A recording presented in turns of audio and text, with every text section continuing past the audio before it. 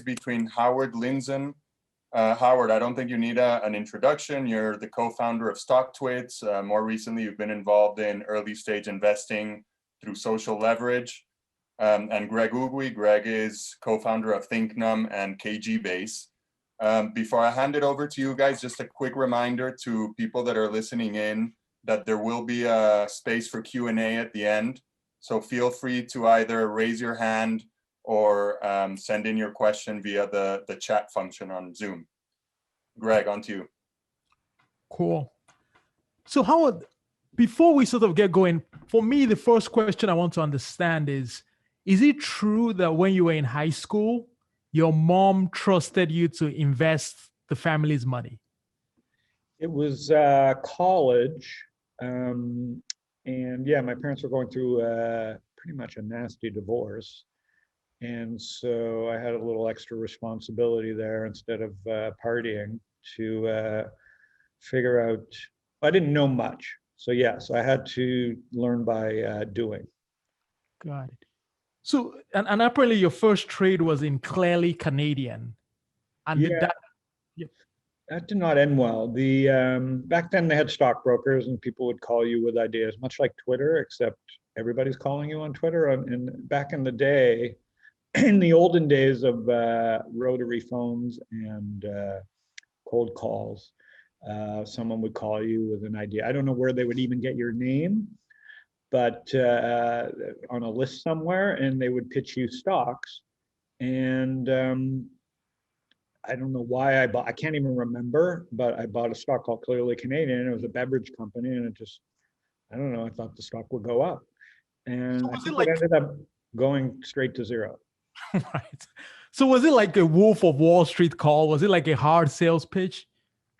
I think every call is a hard pitch. Some people are good at it and you hang up, and some people figure out how to keep you on the line, much like Twitter, right? Some people you just block and some people you just can't get enough of. So I think it was a good enough salesman to get a young guy to like buy a stock. I don't know if it was Wolf of Wall Street, but I think learning the lesson of like seeing $3,000 or $6,000, I don't know what it was, go to zero. And I could have sold it the next day, I'm sure, or maybe made I don't know, but like just riding it to zero and not understanding the mechanics of a stock versus a company and all that is a pretty good learning experience. Got it. So from there, like how did you, so let's say it's a learning experience, but how do you, so maybe you know that, okay, it's not as simple as it looks, but how do you, I guess for today, how will I go about learning to invest? Today, I mean, obviously there's great books. I think there's great podcasts. You can probably just search investing in Spotify or in the App Store. I don't even know actually, but most people are going to ask their friend. I mean, we live in a world where you're either as a teen, you're on Snapchat or on TikTok. And so somebody knows somebody who has bought a stock, and that somebody is going to refer you to that person or tell you to follow that person. And I think kids today are just smarter. They're like, wait a minute, like they're either in on the game because they play games all day, or they know that could cause fire, like that could burn. And I think a lot of kids today, because of Robinhood and Snapchat and TikTok and their smartphone, they can just buy the companies they love and tune out the rest. The smart kids do that, and they're learning pretty quickly that if they buy great companies, they can actually make money, and they see it in their account every day. The stock market's very much like any kind of game, and Robinhood is accused of gamifying the market.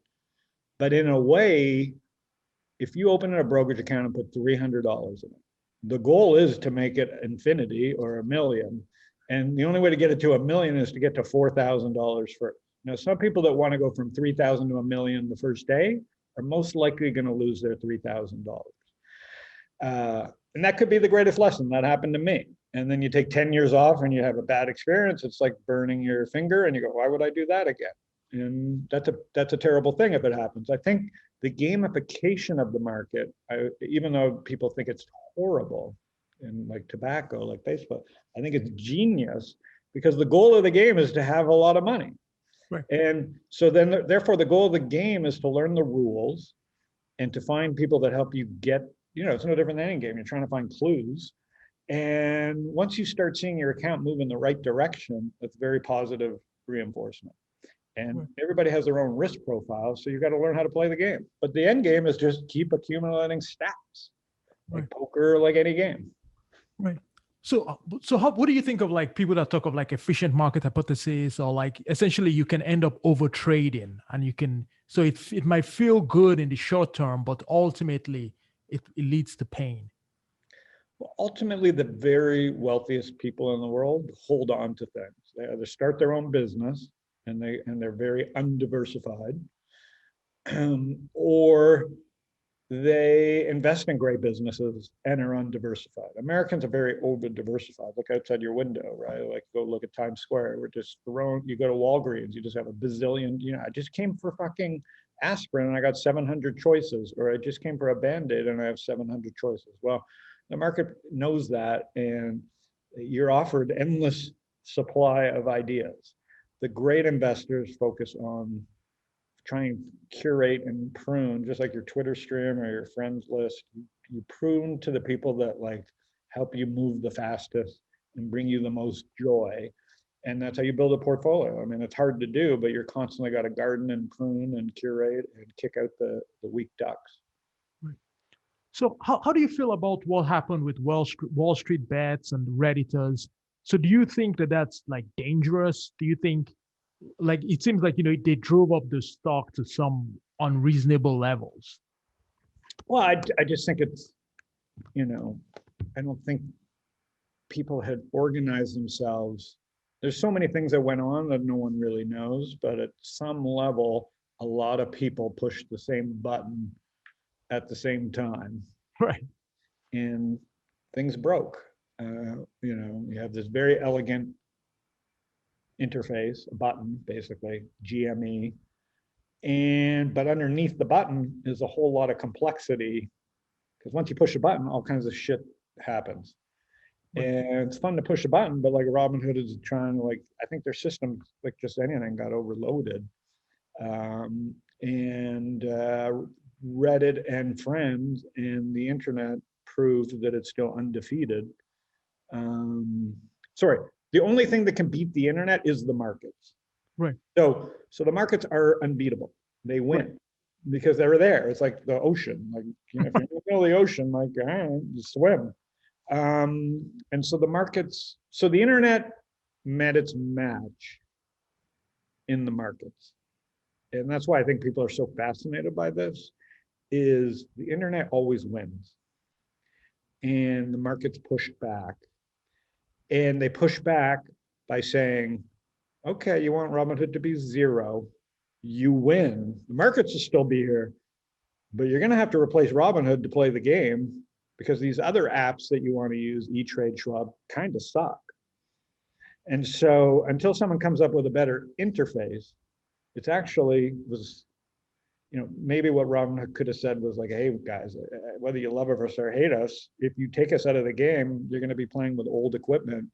And so it was a very interesting moment. And I think what happened was Robinhood will probably get stronger. People will not like that, obviously. It's kind of like the Facebook and Twitter phenomenon. But the competition needs to get smarter and come up with better products, because Robinhood figured out how to get your vein. They tapped a vein, and people are fucking bananas to play the game. And who wouldn't want to play the game? Let's be honest. It's a fucking great game. Right. So we should say, like, you're a Robinhood investor, right? Yeah. Of course, I'm biased. That's why but I don't have any say in the direction of the business. Right. So were people calling you and were people dissing you? Were people complaining to you personally? People complain to me all day, whether it's Robinhood or the way I look or what it's the internet. There was an extra amount of yelling, right? And it was interesting, but it wasn't anything that was alarming. It's just never fun when the internet is looking at you. Right. You like to open up the internet and go, oh, wasn't there lollipops and balloons and like wonderful search? But no, sometimes when you open up the internet, it's just screaming. Right. So in 2008, you were against the ban on short selling. So so now many people are sort of saying short sellers are like bad, like even Elon Musk thinks short sellers should not exist. So have your views changed, or do you still think short selling is an important part of keeping markets efficient?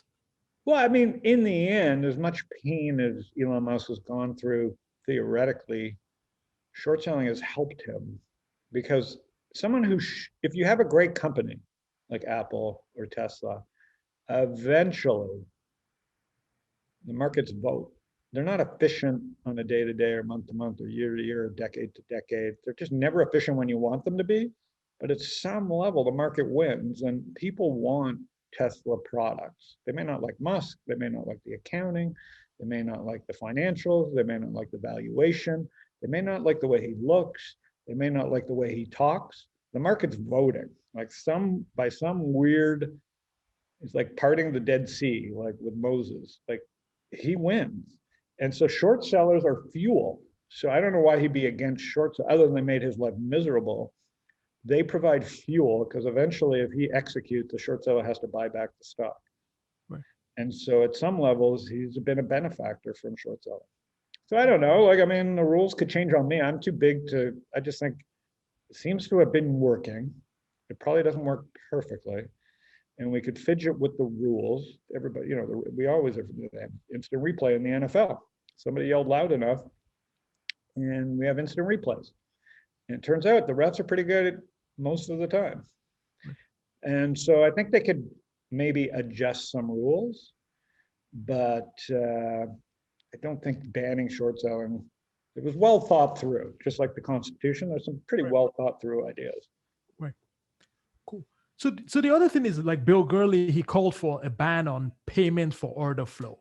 And that is, so what are your thoughts on, it feels kind of murky, and apparently Bernie Madoff was the person that came up with the idea of payment for order flow.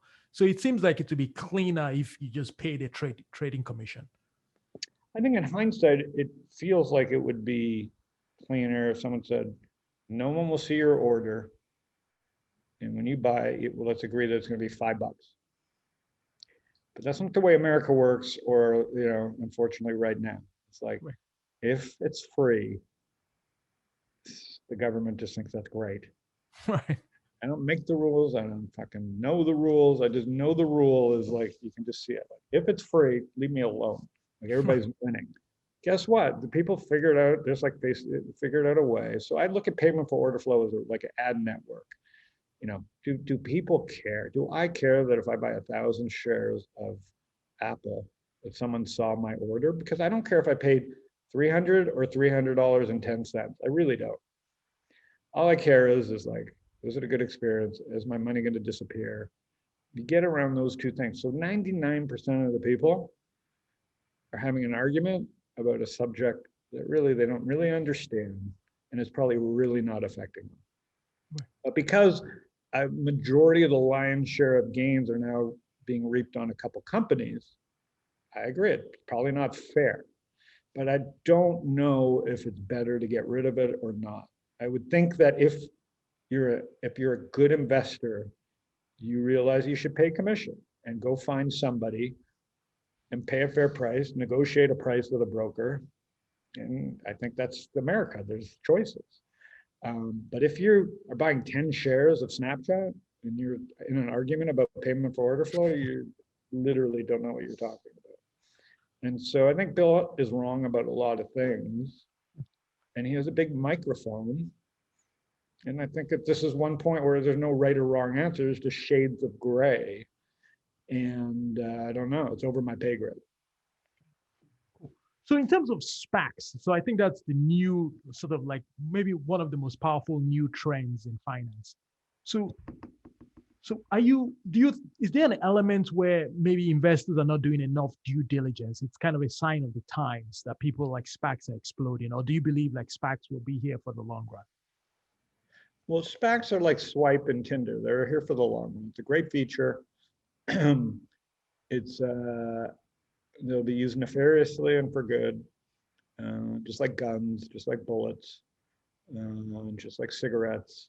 But it is a feature that's here to stay. It found its moment because of the cloud and because of software, because great companies have chosen that this is an interesting model.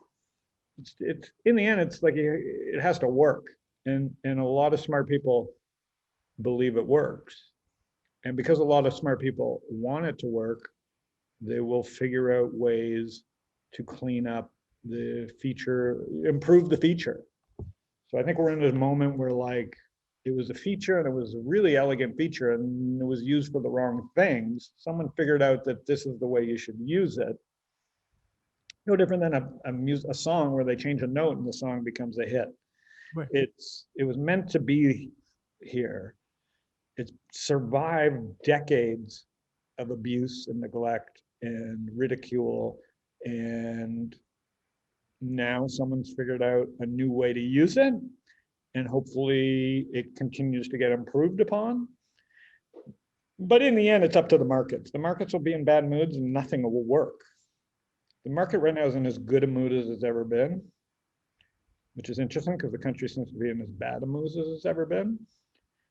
And that's, the markets always win. Like, so the markets are why SPACs are working. People may take credit that they're geniuses or not, but a SPAC won't work in a shitty market.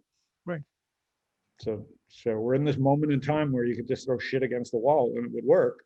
Doesn't mean you should throw shit against the wall. It means you should respect this moment in time and do good things. But people are going to use these features for bad things. Right. Cool. So one thing I wanted to ask about, in 2002, you ran a brokerage firm, mm-hmm. and you ran into issues where one of your partners, he was the head of compliance, and he was essentially stealing from you. He was trading on the side. Yeah. Like, how do you come back from something like that? How do you bounce back? Well, it's hard. I mean, because when it's like anything with fraud, eventually if you're in business, there's someone steals from you. Well, everybody's trying to steal from everybody, but sometimes it really hits home. So, you're caught off guard. You have to protect, your family. But it's hard. I mean, because your whole world kind of collapses on you because you realize someone in your inner circle was, a fraud. So like things change after that. It changes your whole risk profile. No different than your parents getting divorced or you growing up in poverty. I mean, not that I know poverty, but I'm saying there's moments in people's lives that just shape them. Right. Good and bad. So if you're lucky and born in the right zip code and the right color skin, life is easier. If you have no hardships, no war, no whatever, we get mad at millennials because they haven't had to fight a war. Right. It's not their fault. Right. And so for me, that hardship kind of shaped my life. My family my wife was calm. Everybody around me stayed calm, and we got through it. But it shaped my risk profile. Like, I work alone. I have two partners. I don't have 100 people. So it shapes how you think about risk because you remember someone reaching in the cookie jar. And and those are the type of things that just put people on different trajectories, good and bad. And I think if you had the right support group, there was no social media back then. The world was quieter. So you weren't shamed. You had your own shame, but you weren't shamed by the world around you. Now, if you're public and something goes wrong, you got to apologize and you got to do press conferences and you got to do the dance and the walk, the perp walk, or whatever you call it. But back then, it was more like, can you get over it yourself? But inner wise, it shapes you because it changes the way you perceive the world around you. Right. Yeah, but so that's very interesting because when I think of you as kind of the ultimate networker. Mm-hmm.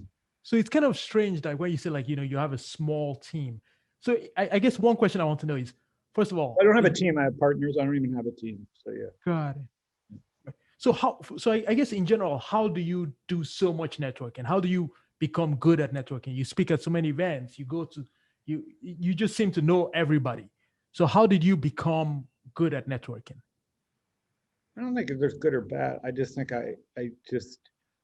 I'm Howard. Like I judge, I make mistakes. I overcommit like anybody. Like, We see it happen with celebrities or athletes. The world wants your attention.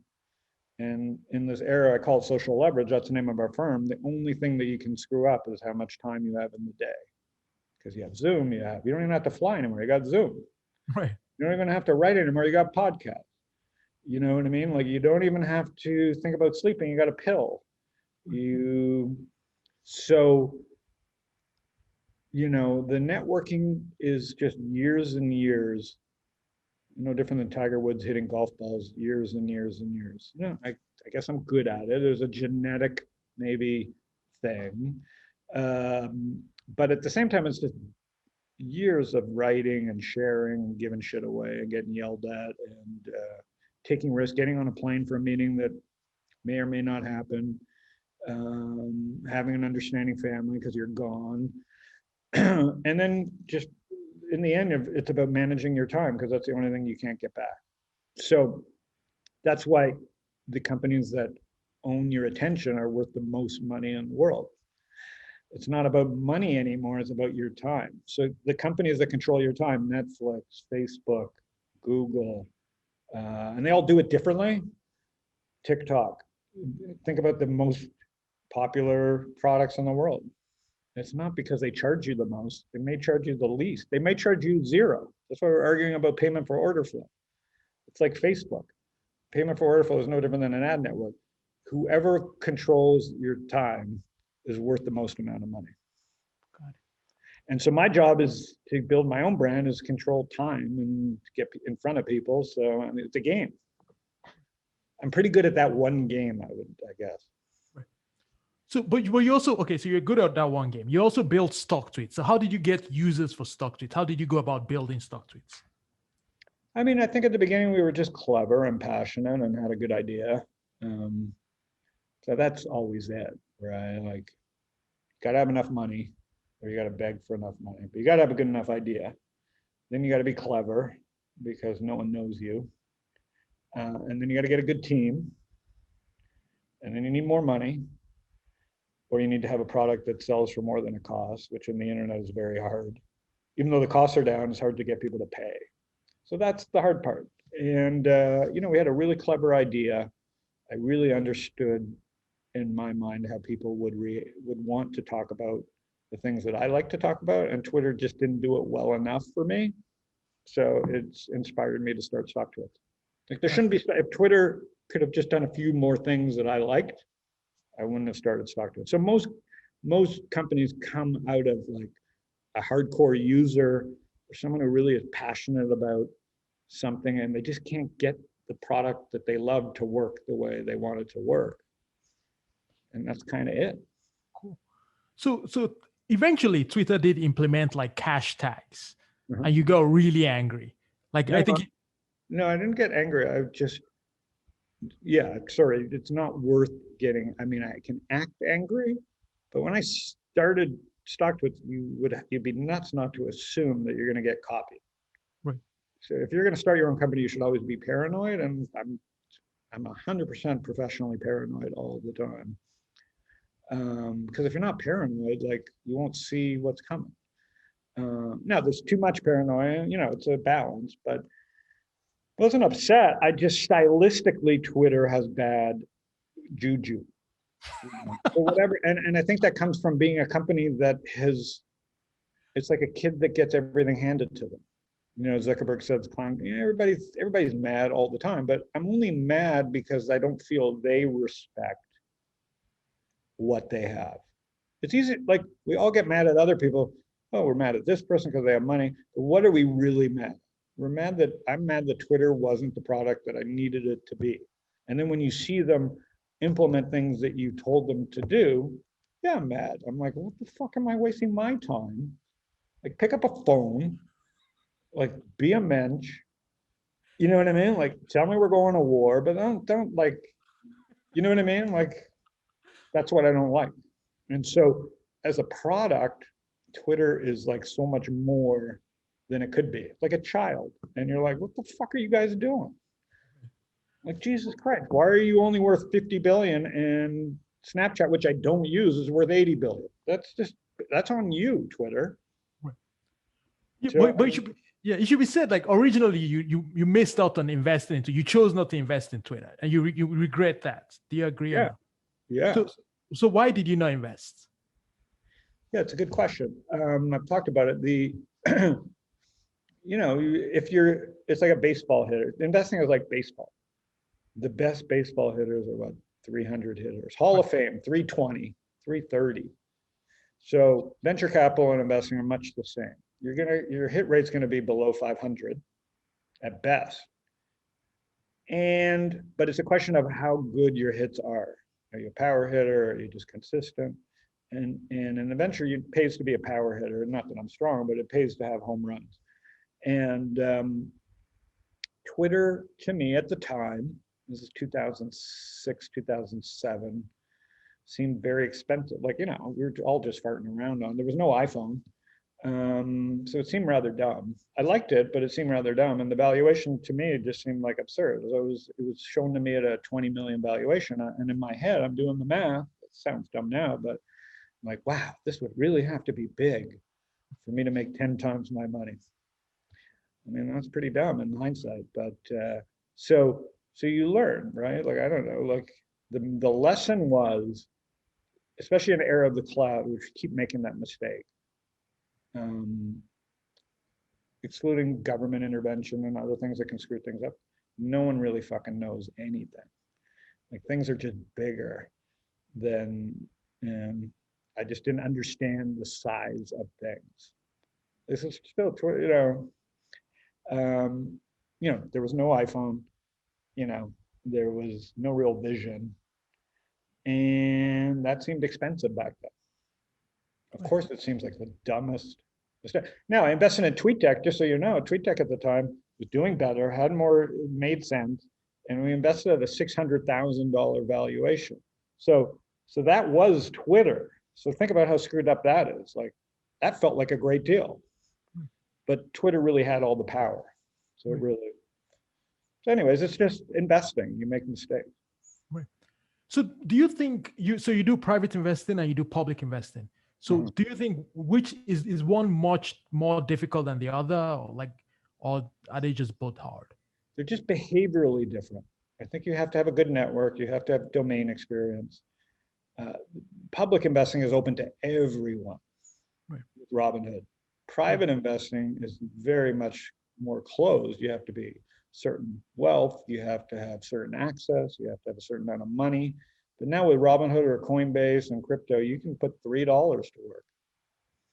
So I would say people should focus on the public side of things, save money, learn how to invest, focus on the public market. I think we're seeing that now, the public markets. But at the same time, really develop expertise. It could be podcasting, it could be social media, it could be engineering, it could be teaching. But if you know what you like to do, just keep doing it and money will start falling into your pockets. So in terms of your investing style, so for instance, like Warren Buffett is like, I just ignore everybody else. I just do my own research, kind of like value investors are like that. And obviously there are people that say you got to do passive investing, keep your trading costs down. So it's almost like in many ways, you're going against a lot of what academics will teach. Like you tend to be more about like talking to people, like trading. So do you think that academics are just wrong, or everybody has their own style? No, I think the richest people are right about a few things. Pay as little taxes, try and keep your transaction costs down, right? Taxes and transaction costs. And then your network matters because you need smart people around you to surface good ideas. But now you have the internet, so no one has that problem. So really, Warren Buffett's right. But there'll be more Warren Buffetts now than ever because they're printing more money, the game's getting bigger, yada, yada. It's inevitable. And people will fine tune his way of doing it based on the game itself. And he's not an internet investor. I mean, he's got Apple right, but he's pretty late to the internet game. He's still playing in a very financial world. And that's long. He's playing, I mean, he's not going to switch styles at his age. It's worked. I mean, I'm 55. I don't want to do anything different at this point. I'm very tired all the time. I don't want to do anything. I put on a hat. I don't have to shower like Zoom. Like, don't mess with my juju. This is how I want to live my life. Meaning, why would I want to learn something new other than curiosity, but to invest my money in something new, it just seems dumb. You play the hand that's working. You can experiment, which is why the stock market's a beautiful thing. But in the end, how much do I know about robots and biotech? What are the odds that I'm going to get up to speed against all the best people in the world playing that part of the world? I have no edge. Now, I can partake in trends and try and ride certain things, and that's not illegal, and it's fun and it's profitable. But it's not as fun owning things you really don't understand. I just don't get it. And I think the next great investors will accumulate like things in their category that they have deep domain experience. And now, like Warren Buffett, there's going to be so many more young people starting because they have access that like we haven't seen anything yet. And the establishment hates that. Right. That's what they hate. They should embrace it because we need someone to buy all these shitty buildings and all this shit that we built and commercial real estate and all this fucking horrible companies and paper that's out there. So we should be embracing these kids because they're going to be sucking up all that inventory. Instead, they hate them for some reason. That's just, I don't know, old people get mad about a lot of stuff. I'm mad all the time. Right. So in terms of we're almost dead. Like we're mad. Like right. Shit's falling off. Hair is growing in weird places, everything hurts. Right. People are yelling at me on the internet. I mean, that's why we're old. We get cranky. Right. So in terms of your personal style, like you seem to be kind of very much like keep it real kind of guy, like with Jason Calacanis, like you had beef with him and you called him like a midget and stuff like that. I don't think I used the word midget, but he is small. It's actually on your blog post. It's actually, this one I know, it's still on your blog post. In any case, you guys are now friends, like you went on his podcast. So what do you think about that? Do you think like the new generation are like too sensitive, or do you think that you like regret like sort of like dissing Jason Calacanis? No, I just was on his podcast before this. Exactly. And I called him a Nazi. I said he needs to clean up his hair. It makes him look like he's part of the Third Reich. And he didn't even know. I'm like, dude, you look like a Hitler Youth, And he laughed, like he's like, really? I go, yeah, pull up a picture. And I said, you would double the amount of followers on social media if you did a buzz cut because people wouldn't think you're racist. And he really laughed because he gets it and he doesn't know. But I mean, no, he's very obnoxious. But I think he's grown enough to not take that as an insult. I'm not looking for a fight. He has a strategy of looking for a fight. All I was telling him today was, you're a digital bully. You also have a black belt, so you know how to be a physical bully. I'm not going to be. If I see you in a dark parking lot and I know you're a black belt, I'm running. I'm not engaging. But on social media, I'll fucking engage because I have people that will back me, and my punch on digital is pretty good. So if you're bullying people, I'll step into that ring, which may or may not be right, because everybody gets to see it, and I make mistakes because it's just life. But I think he respects that, and now I'm not a fan. Well, sorry, I'm a fan of his success. Stylistically, I disagree with it because I don't like to be that combative. Right. But I also now don't need to protect people from him. Like, I think the shtick is, so whatever. It's a big internet. Right. I think he's like a really good marketing. He just gets marketing. Right. And he's working really hard. Right. So in the end, if you got to work hard. Right. Or really have rich parents, which is not a crime. Right. Yeah. Yeah. Having rich parents is much easier. I agree. I mean, I got to tell you, if you have rich parents, be nice to them. That's really good advice. Like my son, and when he's not nice to me, I go, what could that be the dumbest thing that you could be doing? You should be kissing my ass. Instead, he's got a pillow over I wake up and sometimes there's a pillow over my face. I'm like, this is not your best move, dude. Like, you better strike the king. Like, good. All right. Cool. So one thing I'm curious about, most people like investors always talk about, oh, you're in New York, we're moving to Miami, or like we're moving to Texas. We don't like San Francisco, but you're just in Arizona. Mhm. And you've just always been in Arizona. You went to school there. You just liked it. Is that it? Yeah, I mean, I grew up in Toronto, and looks like it looks out the window there. And really, I would think only really dumb people would put up with what you're putting up with in New York. I'm not calling you dumb to your face. I'm just saying, look out the window, you idiot. And then there's Arizona, where it's just like, smile. Who wouldn't? This is how you. So there's depression that comes with being in a dark place. Yeah, when I'm rich, I plan to move somewhere like that.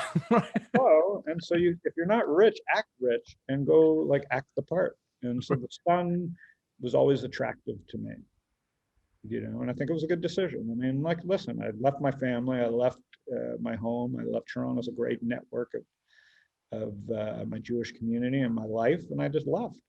I don't know, just something was calling. So yeah, Phoenix is a great place. Cool. Also, I'm curious, like, I think before we open up for audience questions, my final question is there anything you watched or read recently that you found sort of inspiring? That's a good question. I mean, every time I talk to my kids,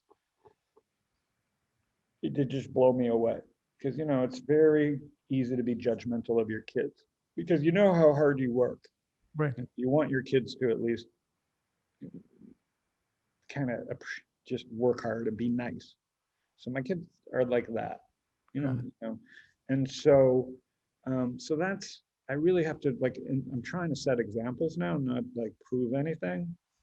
And you surround yourself with good people that just remind you that you're being an asshole, or that you're like over your skis here, or like you're about to get your face smacked.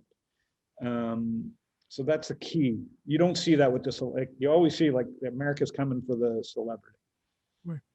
Tiger Woods, Jeff Bezos, Trump. They put themselves out there, they're going to get hit. My goal now is to just continue my reign of my little world, because it's pretty good. And so some people want more. It's a game. And you got to know your levels and know, are you Chamath? Are you Jason? Are you Bezos? Are you Gates? Are you Zuckerberg? Are you LeBron? Are you know what I mean? Oprah? I don't have that game. So the things that inspire me are people that are good at their game. So, Phil Knight's book was amazing. Shoe Dog. I'm not a book reader. I'm a documentary and movie watcher. It's just easier. And podcasts have become a new thing for me. So it's just talk to smart people. So I'm more inspired by like good interviews, comedians, documentaries, but not that many books. Cool. Very cool. Cool. So I think Boris is going to thank you very much. Thank you, Howard. It was great to just learn about your story.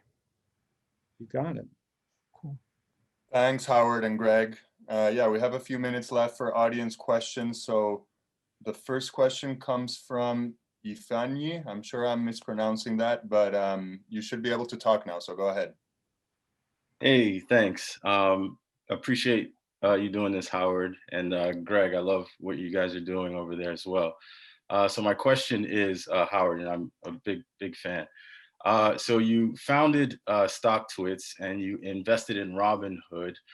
Could you imagine a world where these two products are sitting on the same mobile platform? Oh, that's a great question. I mean, if you're not fantasizing, I guess that's not normal, And so in a fantasy world, yes, but life is not fantasy, so no. But because I think community is so different than utility, and if you really look at what makes Robinhood, utility is worth. It's a great question. My mistake is StockTwits is great. Building community is a terrible venture capital idea. Building utility is an incredible venture capital idea.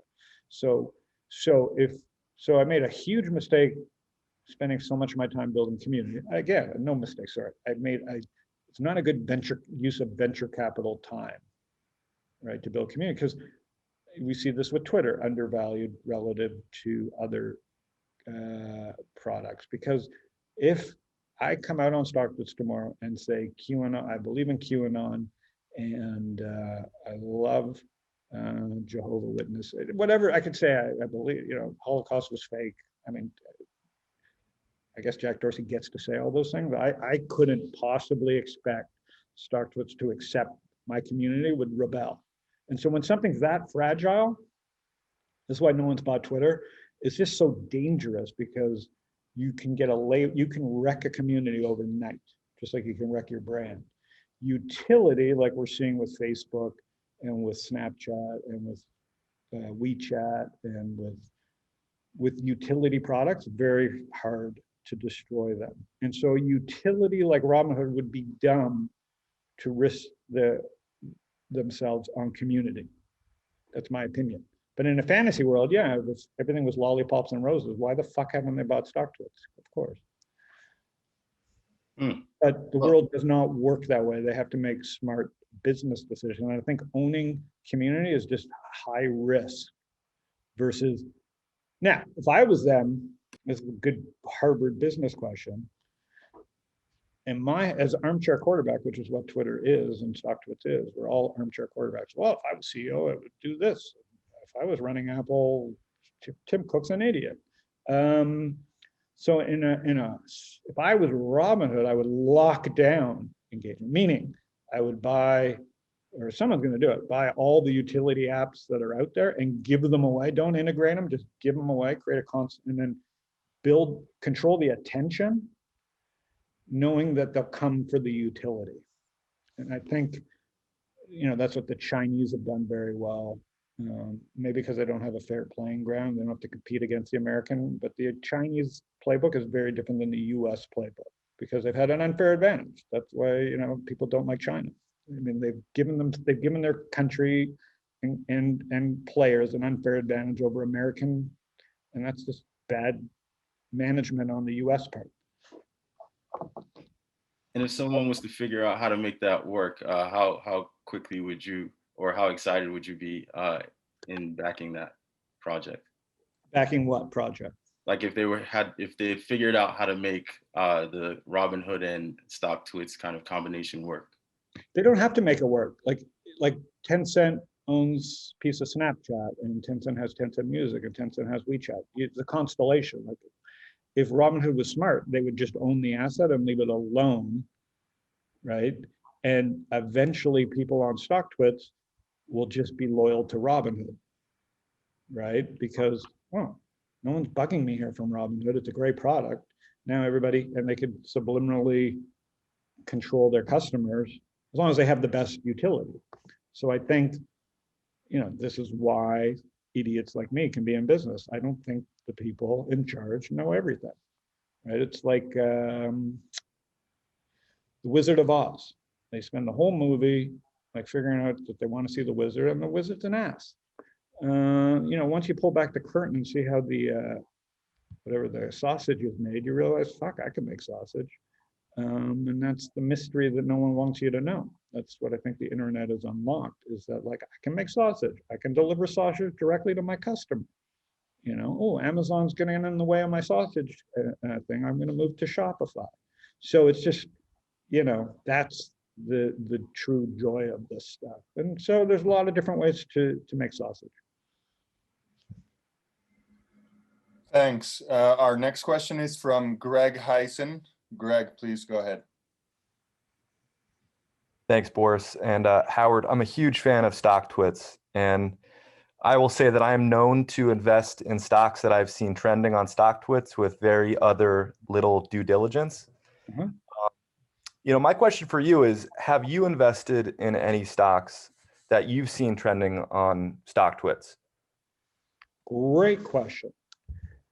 I think that's just so smart.